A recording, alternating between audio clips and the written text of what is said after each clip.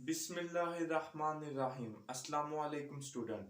आज हम स्टडी करेंगे एविडेंस ऑफ एटम को, यानी कि एटम के वजूद होने का एक्सपेरिमेंटली हमारे पास क्या प्रूफ है, एटम का वजूद है, इस चीज को हम किस तरह बयान कर सकते हैं। तो आज हम स्टडी करेंगे एविडेंस ऑफ एटम को। एविडेंस ऑफ एटम में सबसे पहले मैं आपको बताऊं कि जो एटम है it is very smallest particle. हमने स्टडी किया था पिछले लेक्चर में कि ये बहुत छोटा पार्टिकल है।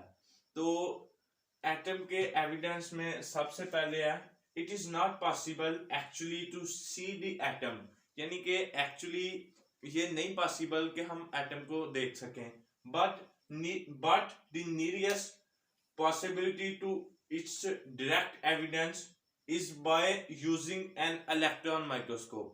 यानी कि वैसे तो एटम को देखना पॉसिबल नहीं, लेकिन उसके एविडेंस देने के लिए जो हमारे पास पॉसिबिलिटी है वो है कि हम इलेक्ट्रॉन माइक्रोस्कोप का यूज करके हम ये चीज का एविडेंस दे सकते हैं कि एटम का वजूद है। तो इसमें आगे ये चीज है, ये आपने याद रखना है कि a clear and accurate image of an object, यानी कि हमें किसी भी चीज का एटम के अलावा भी अ क्लियर एंड एक्यूरेट, अगर हमने किसी चीज का एक क्लियर और एक्यूरेट इमेज देना है ऑफ एन ऑब्जेक्ट शोन, अगर हम किसी ऑब्जेक्ट का एक्यूरेट और क्लियर इमेज हम शो करवाना चाहते हैं तो इसके लिए हमें चाहिए व्हेन द वेवलेंथ, यानी कि जो वेवलेंथ है is smaller than the size of an object, कि जो हम उस ऑब्जेक्ट पर वेवलेंथ फॉल करवा रहे हैं वो स्मॉलर देन होनी चाहिए ऑब्जेक्ट के, and when the wavelength is greater than the size of an object, यानी कि अगर हम एक ऑब्जेक्ट को देखना चाहते हैं तो उसके लिए वेवलेंथ उससे स्मॉलर होनी चाहिए, लेकिन जब when the wavelength is greater than the size of object, यानी कि जब वेवलेंथ साइज ऑफ ऑब्जेक्ट से बड़ी होगी the object cannot be seen, हम ऑब्जेक्ट को नहीं देख सकते। फॉर एग्जाम्पल आप देखें, ये मेरे पास है एक ऑब्जेक्ट है जिसका साइज है 2 नैनोमीटर। नैनोमीटर 10 रेज़ की पावर 9 है। 1 nanometer is equal to 10 raise की पावर 9। तो ये मेरे पास एक ऑब्जेक्ट है, इसका साइज है 2 नैनोमीटर और मैं इस पे फॉल करवा रहा हूं वेवलेंथ 5 नैनोमीटर की। सब्जेक्ट जो ऑब्जेक्ट है उसका साइज है 2 नैनोमीटर और मैं वेवलेंथ फॉल करवा रहा हूं 5 नैनोमीटर की। तो ये जो वेवलेंथ है ये उसे टकराने के बगैर उससे पास कर जाएगी, तो ऑब्जेक्ट हमें नहीं दिखाई देगा। तो ये हमारे पास एक दूसरा ऑब्जेक्ट है वो भी 2 नैनोमीटर का है और मैं इस पे जो वेवलेंथ फॉल करवा रहा हूं वो है 1.5 नैनोमीटर, यानी कि जो वेवलेंथ है वो smaller than the size of object. तो हमें इस केस में हमें ऑब्जेक्ट नजर आएगा, क्योंकि इस केस में जो ऑब्जेक्ट है वो उस पे हम जो वेवलेंथ फॉल करवा रहे हैं वो ऑब्जेक्ट के साइज से कम है, तो इसलिए हमें इस केस में हमें ऑब्जेक्ट नजर आ जाएगा। तो इसके बाद है ऑप्टिकल माइक्रोस्कोप, यानी कि हम ऑप्टिकल माइक्रोस्कोप जो है उसके मुताबिक हम एक एविडेंस दे सकते हैं एटम का या नहीं दे सकते। अब हम इस चीज को स्टडी करेंगे। तो ये है हमारे पास एनआरडी ऑप्टिकल माइक्रोस्कोप। तो इसमें visible light is used to eliminate, यानी कि हम इसमें चीज को रोशन करने के लिए जो लाइट यूज करते हैं वो विजिबल लाइट, जो हमारे आम नॉर्मल लाइट है हम उसी को यूज करते हैं। Can measure the size of an object up to 500 nanometer, यानी कि इसमें हम जो है वो विजिबल लाइट यूज करते हैं और उसके बाद हम इसकी मदद से सिर्फ उस ऑब्जेक्ट का साइज देख सकते हैं जिसका साइज 500 नैनोमीटर से ज्यादा हो। फॉर एग्जांपल मेरे पास एक ऑब्जेक्ट हो जिसका साइज 450 नैनोमीटर हो, तो वो ऑब्जेक्ट जो है मैं वो नहीं देख सकता इस माइक्रोस्कोप की मदद से। इसमें आगे है कि जो हम इसमें ऑब्जेक्ट देखेंगे उसका जो इमेज बनेगा हमारे पास वो कलर्ड होगा, यानी कि वो ब्लैक एंड व्हाइट नहीं होगा, वो कलर्ड फॉर्म में होगा। और इसमें हम ग्लास लेंसेज यूज करते हैं। इस माइक्रोस्कोप में हम जो इमेज हासिल करते हैं वो कलर्ड फॉर्म में होगा, यानी कि रंगीन होगा, और इसमें हम ग्लास लेंसेज यूज करते हैं। ये था ऑप्टिकल माइक्रोस्कोप। इसके बाद हमने कहा कि हम ऑब्जेक्ट का साइज जो है वो इलेक्ट्रॉन माइक्रोस्कोप की मदद से उसका एविडेंस दे सकते हैं। तो इसके लिए मैंने ऑप्टिकल माइक्रोस्कोप को इधर इसलिए बयान किया कि हम इसकी मदद से क्यों नहीं दे सकते। तो अब हम स्टडी करेंगे इलेक्ट्रॉन माइक्रोस्कोप की मदद से हमने किस तरह एविडेंस दिया एटम का। तो उसको स्टडी करने के लिए हम बोर्ड के अगले हिस्से की तरफ चलते हैं। तो जी स्टूडेंट, हमने पीछे स्टडी किया कि हम एक्स्ट्रा ऑर्डिनरी जो ऑप्टिकल माइक्रोस्कोप है उसकी मदद से हम एविडेंस ऑफ एटम को नहीं बयान कर सकते। तो अब हम स्टडी करेंगे कि इलेक्ट्रॉन माइक्रोस्कोप की मदद से हम किस तरह एविडेंस ऑफ एटम को बयान कर सकते हैं, किस तरह हम उसे बयान कर सकते हैं। तो जो इलेक्ट्रॉन माइक्रोस्कोप है इसमें हम जो बीम ऑफ इलेक्ट्रॉन्स है is used instead of visible light. Student, इससे पीछे वाले लेक्चर में हमने स्टडी किया एटम को, और उस एटम के लेक्चर में मैंने आपको बताया कि atom is very smallest particle. लेकिन जब हमें फर्दर स्टडी की तो हमें पता चला कि एटम के अंदर सब एटॉमिकल पार्टिकल भी होते हैं। तो एटम से भी वो स्मॉलर थे, जिसमें इलेक्ट्रॉन, प्रोटॉन और न्यूट्रॉन थे, और इसी तरह एंटी न्यूट्रॉन भी थे। तो इनमें से स्टेबल पार्टिकल थे हमारे पास इलेक्ट्रॉन, प्रोटॉन और न्यूट्रॉन। तो ये बहुत ही छोटे थे, यानी कि एटम से भी ज्यादा छोटे थे। तो जारी बात है एटम से छोटे थे, लेकिन एटम जो है वो इनसे बड़ा है।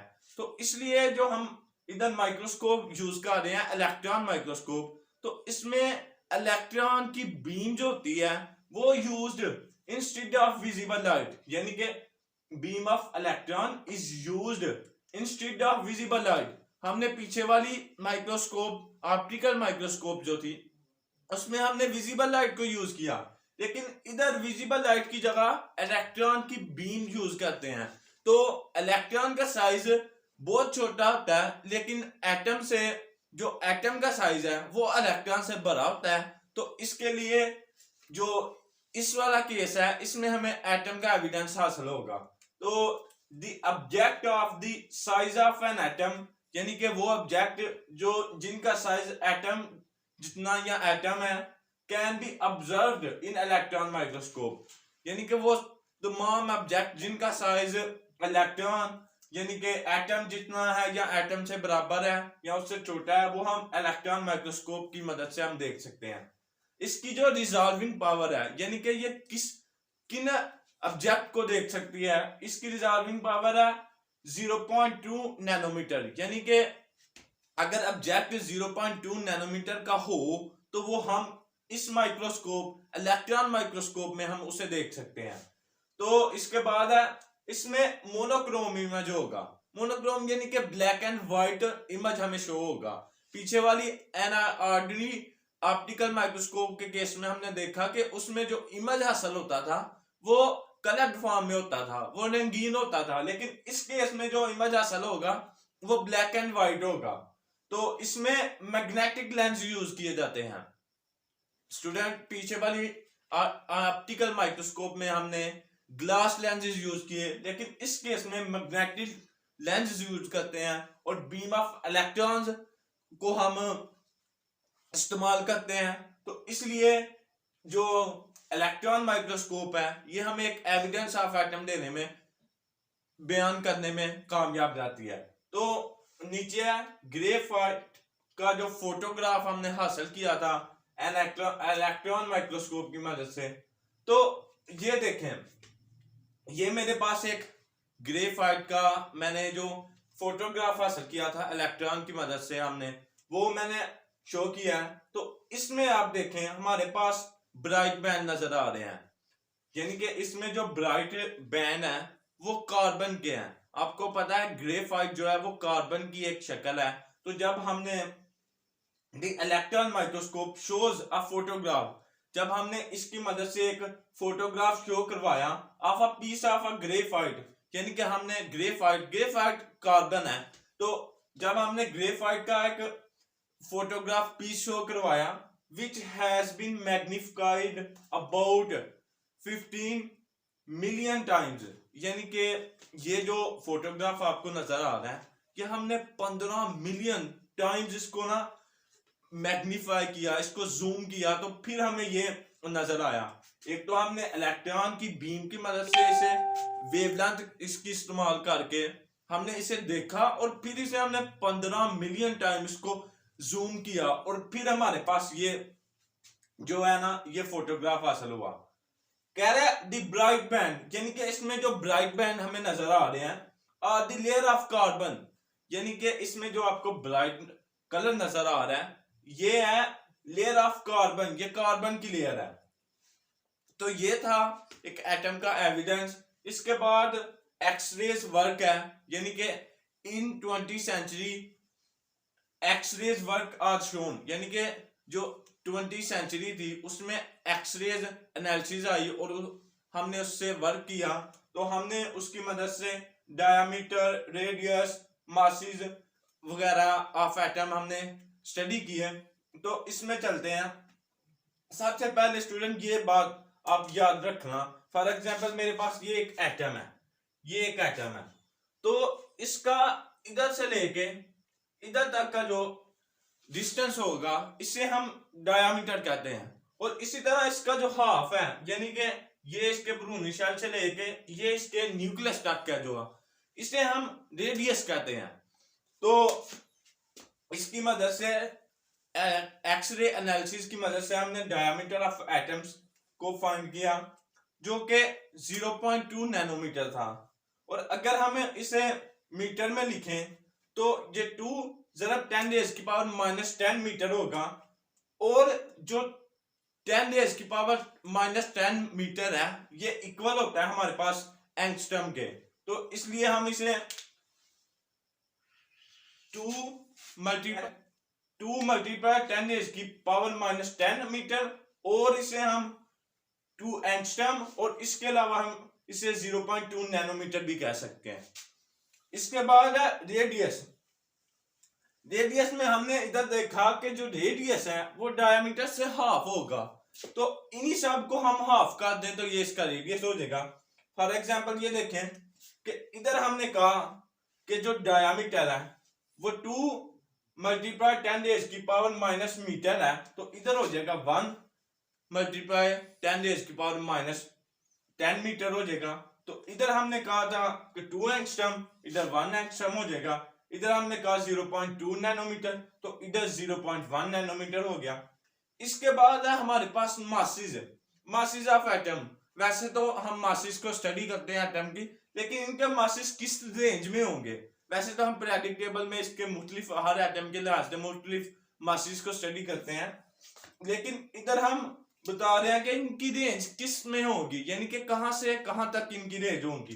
तो इनकी जो रेंज है मासेस ऑफ एटम की वो 10⁻⁻27 से लेके 10⁻25 तक होगी। यानी कि इनकी जो रेंज है 10⁻27 से लेके 10⁻25 तक होगी।